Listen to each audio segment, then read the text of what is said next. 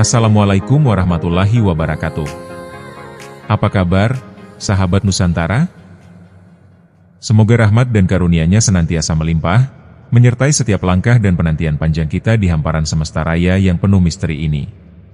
Sungguh, perjalanan jiwa adalah sebuah ikhtiar tanpa henti untuk menyaksikan keagungan tak terbatas yang terukir di setiap zarah ciptaan. Sebuah penantian yang hakiki akan pertemuan kembali dengan Sang Asal, tempat segala hakikat bermula. Apakah mungkin, di tengah riuhnya napas dan degup jantung yang kita yakini sebagai manifestasi tunggal keberadaan, sesungguhnya tersembunyi sebuah wujud lain? Wujud yang jauh lebih nyata, purba, dan abadi, namun kini terbelenggu oleh hiruk-pikuk ilusi yang kita sebut kehidupan? Renungkanlah sejenak, wujud ini adalah cikal bakal diri Anda, sang saksi agung yang telah lama merindukan untuk kembali bersuara. Misteri agung inilah yang akan kita singkap bersama, lapis demi lapis, melalui kearifan tauhid yang mendalam. Fitrah diri asalnya manusia, pada mulanya, belum dapat disebut sesuatu apapun.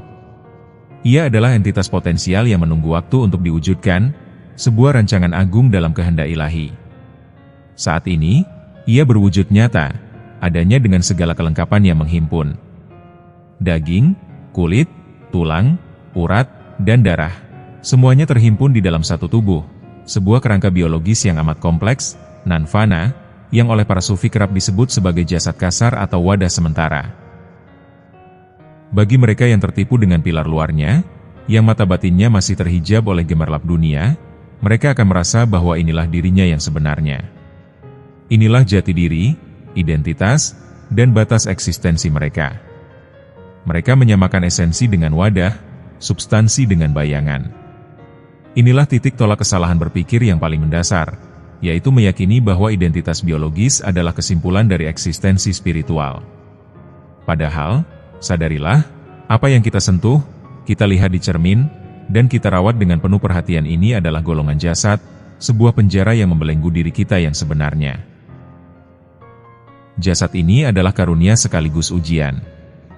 Ia diberi nafsu, nafs, sebuah daya dorong yang esensinya netral, namun cenderung menyeret kepada keburukan, nafs al-amarah bisu, jika tidak dikendalikan oleh akal dan hati yang suci. Segala kebanggaan duniawi, kekuatan fisik, kecantikan rupa, gelar akademik, adalah aksesoris dari penjara ini. Mereka adalah rantai emas yang terasa nyaman, sehingga kita lupa bahwa kita sedang terbelenggu. Tidakkah kita sering menyaksikan seorang yang nampak salah di mata manusia, namun hatinya dipenuhi riak-riak bangga dan rasa superioritas?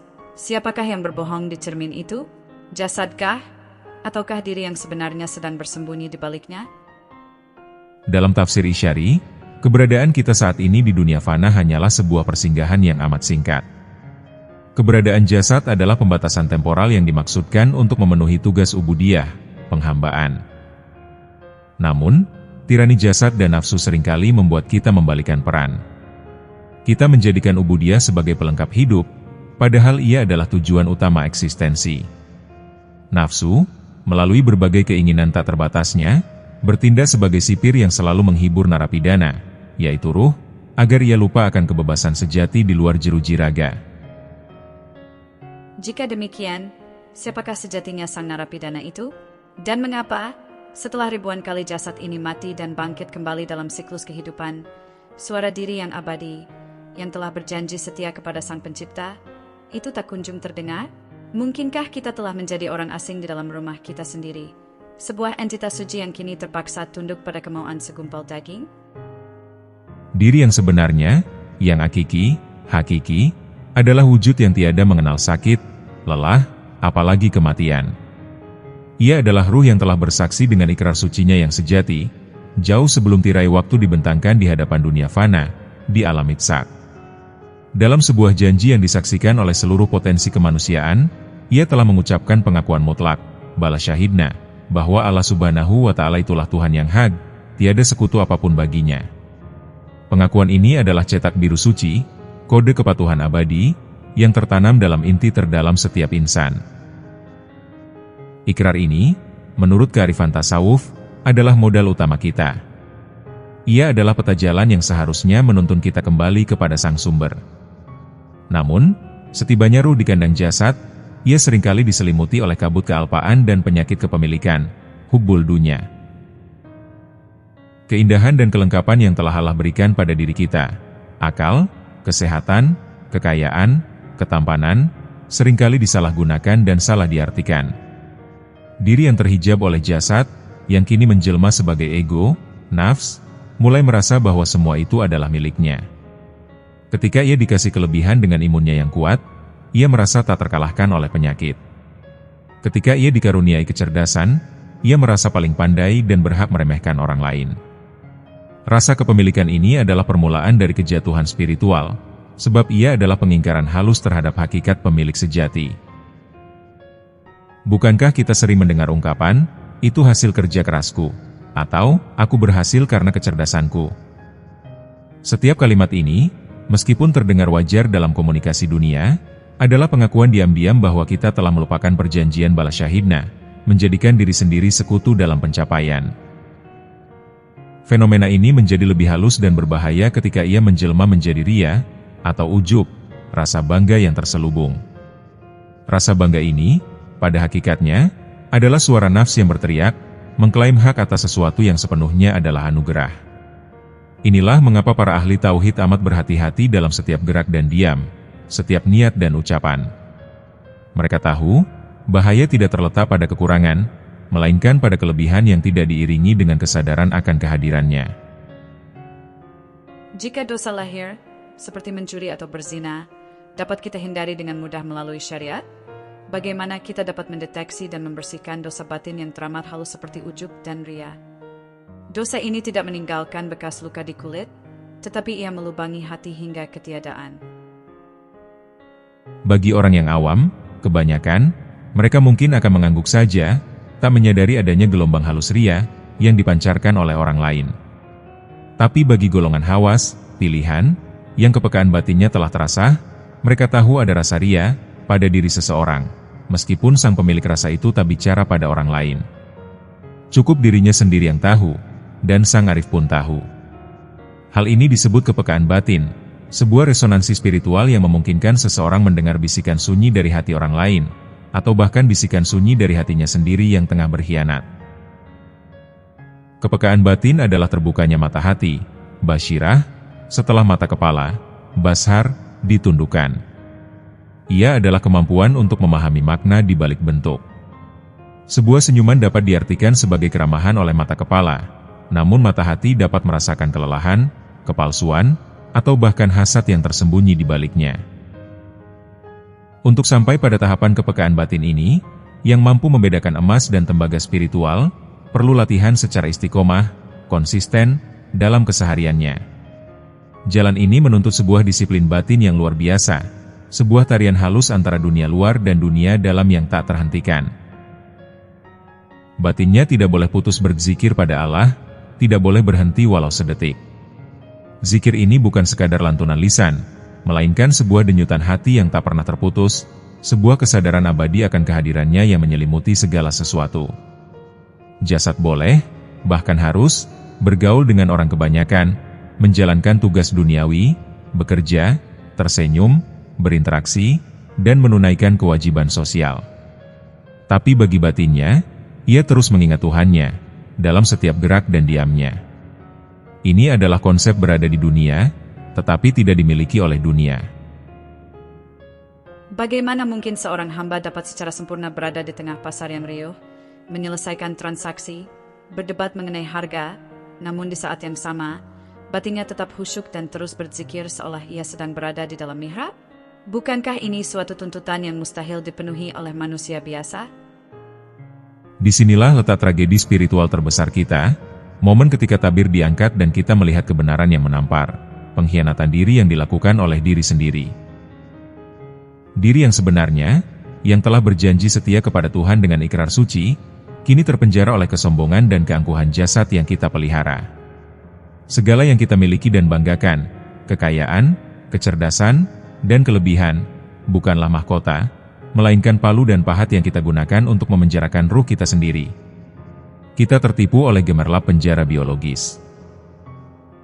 Suara sumpah suci, balas syahidna, kini hanya tinggal gema yang samar, ditenggelamkan oleh teriakan lantang, "Ana, Aku, sang ego yang berkuasa, yang seolah-olah mengatakan, akulah yang melakukan ini. Akulah yang berhak. Kesadaran akan pengkhianatan diri sendiri ini adalah titik balik yang paling mengejutkan dan emosional, sebab ia menimbulkan rasa malu yang amat dalam di hadapan Sang Pencipta. Kita menyadari bahwa musuh sejati bukanlah iblis di luar, melainkan kebodohan yang kita pelihara di dalam diri, yang membuat kita mencintai belenggu ini seolah ia adalah kebebasan.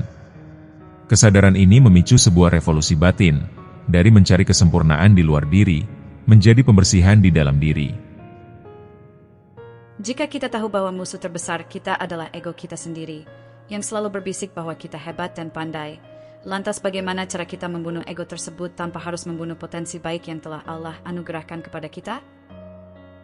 Jika disiplin zikir yang istiqomah telah menjadi kebiasaan, insya Allah, kepekaan batin dengan sendirinya akan menjadi jadi, ia akan tumbuh secara organik dan alamiah. Disinilah perbedaan fundamental antara jalan tauhid dan praktik kebatinan yang sering disalahpahami. Dalam ilmu tauhid yang murni, tidak ada ritual-ritual khusus yang diciptakan manusia untuk melatih kepekaan batin ini, atau ketajaman pandangan batinnya. Apalagi dengan cara-cara yang bertentangan dengan hukum syariat, apalagi yang menjurus pada kesaktian instan, mencelakakan orang lain, atau klinik. Jalan ini menolak keras segala bentuk praktik riyadah, latihan spiritual, yang berorientasi pada hasil duniawi, karama atau sakti, sebab tujuan utama kita hanyalah keridaannya, mardotillah. Makanya, sering saya katakan bahwa ilmu ma'rifat, mengenal Allah, itu bukan ilmu kebatinan, mistik atau klinik. Ma'rifat adalah buah dari pemurnian tauhid. Ia adalah cahaya yang dianugerahkan ke dalam hati, kalbu, seorang hamba yang telah bersungguh-sungguh membersihkan dirinya, bukan melalui ritual yang diciptakan-ciptakan, melainkan melalui penegakan syariat yang lurus dan kepasrahan yang total. Perbaiki tauhidnya. Bersihkan iktikat dan keyakinan dari segala bentuk celah, terutama syirik kecil yang tersembunyi. Istiqomah berkhusus pada Tuhan dalam segala kondisi, niscaya kepekaan itu nanti akan menjadi dengan sendirinya. Ia adalah anugerah, wahbi, bukan hasil usaha belaka, kasbi. Mencari ma'rifat dengan ritual aneh sama dengan ingin merasakan air hujan dengan memegang payung. Niatnya baik, tapi caranya salah. Mengapa harus bergantung pada amalan dan perantara yang bersifat buatan jika kita bisa langsung bergantung pada pemilik amalan itu sendiri? Bukankah itu seperti mengambil surat izin dari petugas pos ketika kita bisa langsung berbicara dengan kepala negara? Kebodohan macam apakah ini yang lebih memilih perantara daripada Sang Maha Pencipta? Kita datangnya tidak membawa apapun ke dunia ini, begitupun dengan nanti saat kita dipanggil kembali kepadanya. Lantas, mengapa sebagian dari kita begitu sibuk mengumpulkan yang fana, hingga lupa mempersiapkan bekal untuk kembali kepada yang abadi? Apakah ada yang lebih menyakitkan daripada kembali dalam keadaan hati yang penuh sesal dan kosong dari ma'rifat? Untuk melatih kepekaan batin ini, selain dengan zikir yang istiqomah, kita harus melalui tahapan tafakur, kontemplasi. Tafakur ini bukan berarti Anda harus pergi menyepi ke tempat-tempat sunyi, ke gunung, atau ke gua, meninggalkan kewajiban dunia. Itu hanyalah pelarian dari kenyataan. Cukup Anda luangkan waktu untuk berdiam diri di rumah, di kantor, atau dimanapun Anda berada, untuk merasakan suasana batin Anda sendiri. Inilah yang dinamakan menyendiri dalam keramaian. Akan lebih baik bila dilakukan setelah selesai sholat 5 waktu atau di sepertiga malam terakhir. Duduklah. Tanpa agenda. Tanpa tujuan. Tanpa harapan. Hanya menjadi saksi atas apa yang terjadi di dalam diri. Biarkan ilham mengalir apa adanya. Perhatikan, mungkin akan ada ide-ide tertentu, atau jawaban-jawaban dari masalah yang sebelumnya tidak terpikirkan, yang tiba-tiba hadir seolah dari ketiadaan, seperti tetesan embun yang turun tanpa suara. Tujuan dari tafakur adalah untuk membiasakan diri menciptakan suasana hening dalam rasa dan pikiran sebagai dasar untuk kepekaan batin. Keheningan itu adalah tanah yang subur. Hanya di atas tanah yang hening, benih ilham dapat tumbuh. Ia melatih Anda untuk memperhatikan ide atau ilham yang mengalir dari batin Anda sendiri, memisahkan suara kebenaran dari suara ego dan bisikan setan. Hati yang sunyi adalah stasiun penerima sinyal ilahi. Seringkali, saat kita mencoba berdiam diri, kita justru dihadapkan pada jutaan suara bising dari dalam kepala kita sendiri. Kekhawatiran masa depan, penyesalan masa lalu, daftar pekerjaan yang belum selesai. Bagaimana kita membedakan bisikan-bisikan palsu ini dari suara ilham yang murni? Tingkatan tafakur yang lebih tinggi adalah praktik hening dalam keramaian. Anda belajar menemukan suasana batin yang hening ini di dalam keramaian, tanpa harus pergi keluar dari keramaian. Anda menjadi sebuah pulau tenang di tengah gelombang lautan. Seorang arif yang telah mencapai tingkatan ini, batinnya tidak pernah terpengaruh oleh kebisingan luar. Jasadnya bekerja, lidahnya berbicara, telinganya mendengar, tetapi hatinya tetap fokus pada Sang Pencipta, seperti jarum kompas yang selalu menunjuk ke utara, tidak peduli bagaimana kapal itu berayun. Inilah puncak dari istiqomah, kesadaran kehadirannya di setiap waktu dan tempat. Semakin hati kita bersih dari debu ria, hasad, dan ambisi duniawi, semakin ia bening dari segala bentuk syirik dan keakuan, maka akan semakin jelas daya pekannya terhadap apapun di sekitarnya. Hati yang bening akan menjadi cermin yang memantulkan cahaya nur ilahi dengan sempurna, dan kita akan mulai melihat hakikah, kebenaran sejati, di balik setiap syariat, hukum lahiriah. Ketika kepekaan batin itu telah mencapai puncaknya, ketika sang Raja Ruh telah terbebaskan dari penjara jasadnya, apakah yang akan ia lihat? Apakah ia akan melihat dunia yang sama? Ataukah ia akan melihat sebuah realitas baru yang selama ini tersembunyi dari pandangan mata biasa, di mana setiap daun yang gugur adalah ayat yang berbicara? Buah dari marifat yang sejati bukanlah kesaktian atau kemampuan meramal, melainkan keseimbangan dan keadilan batin yang tak tergoyahkan. Hamba yang arif adalah hamba yang paling sempurna dalam menjalankan syariat, karena ia tidak lagi menjalankan syariat berdasarkan kewajiban lahiriah, hukum, melainkan berdasarkan cinta dan kesadaran batiniah, hakikat. Keseimbangan berarti ia mampu memposisikan segala sesuatu sesuai kadarnya. Ia tahu bahwa dunia adalah jembatan, bukan tujuan. Ia berbuat baik kepada manusia karena cinta kepada Sang Pencipta, bukan karena berharap pujian atau ria. Ia bekerja keras seolah ia akan hidup 1000 tahun, tetapi ia beribadah seolah ia akan mati esok hari. Inilah manifestasi dari tauhid dalam tindakan. Keadilan batin berarti ia adil terhadap dirinya sendiri dan orang lain. Ia tidak menyalahkan takdir, ia tidak mengeluh atas kekurangan, dan ia tidak sombong atas kelebihan.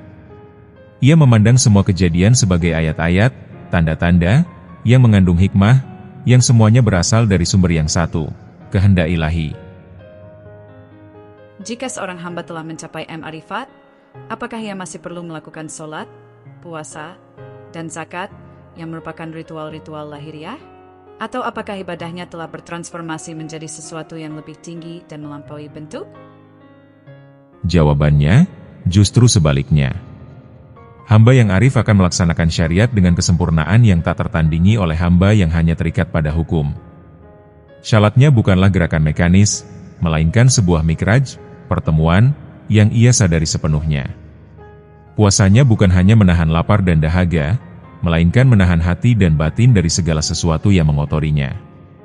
Ma'rifat tidak meniadakan syariat, ia menyempurnakan dan menghidupkan syariat. Ia tidak lagi bergantung pada ritual-ritual tambahan yang aneh-aneh. Karena ia telah menemukan jalan utama, jalan sunyi yang lurus, ia tidak perlu lagi mencari jalan pintas atau jalan memutar. Alatnya sudah ada pada diri kita, bukan yang di luar. Bawa masuk ke dalam, fokuskan energi, lupakan pencarian yang bersifat eksternal. Bayangkan seorang hamba yang meninggalkan dunia ini dengan segala harta dan kekayaan fisik yang melimpah, namun ia kembali kepada Tuhannya dengan hati yang kosong, belum mengenal siapa diri yang sebenarnya. Warisan apa yang sebenarnya ia tinggalkan? Warisan fisik yang fana, ataukah warisan batin yang tak berbekas? Pada akhirnya, tujuan dari seluruh perjalanan ini, dari pembersihan jasad, zikir, tafakur, hingga ma'rifat, adalah mencapai keadaan ketiadaan diri, fana, fillah. Ini bukan berarti musnah secara fisik, melainkan musnahnya segala klaim kepemilikan dan keakuan, ana, dari dalam hati. Ketika seorang hamba telah benar-benar melihat tauhid dalam wujudnya yang paling murni, ia akan menyadari bahwa segala daya dan upaya yang ia miliki hanyalah pinjaman. Ketika ia berbuat baik, ia tahu bahwa itu adalah kehendak Allah yang terwujud melaluinya. Ketika ia berbuat salah, ia sadar bahwa itu adalah celah kelemahan dirinya yang perlu istighfar. Dalam ketiadaan diri inilah, suara bala syahidna yang dulu hanya gema, kini menjadi kenyataan yang hidup.